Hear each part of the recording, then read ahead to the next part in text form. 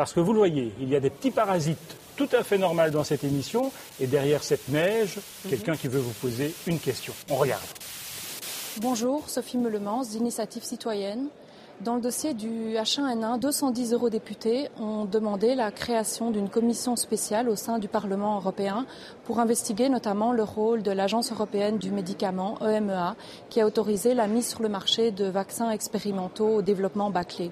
Les responsables du Parti socialiste européen et du PPE, dont vous êtes membre, ont refusé la création de cette commission. Que pensez-vous de ce déni de démocratie? Êtes-vous d'accord avec les responsables de votre parti? Merci. Réponse ?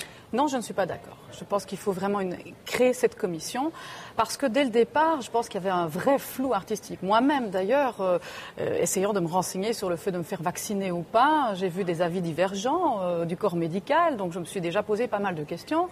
C'est vrai que dans notre commission, nous avons évoqué cette question-là en se demandant, mais tiens, pourquoi est-ce que les États membres essayent d'avoir tous leur propre vaccin?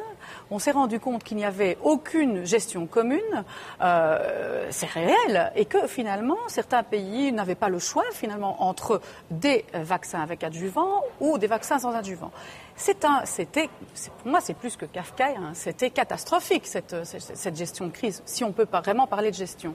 Donc je pense que là, véritablement, on doit se poser pas mal de questions et mettre les choses sur la table. Mais alors pourquoi votre groupe a refusé cette commission? C'est pour protéger le président de la Commission européenne qui fait partie de votre groupe également? Je n'ai pas en tout cas été sollicitée pour savoir si oui ou non il fallait... je ne sais pas qui dans ce groupe a refusé.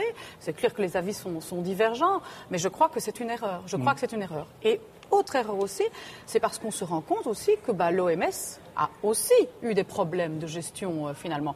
L'alerte a été levée de manière peut-être exagérée, même s'il ne faut pas minimiser. Il y a eu 20 000 morts et c'est vrai que c'est toujours tragique.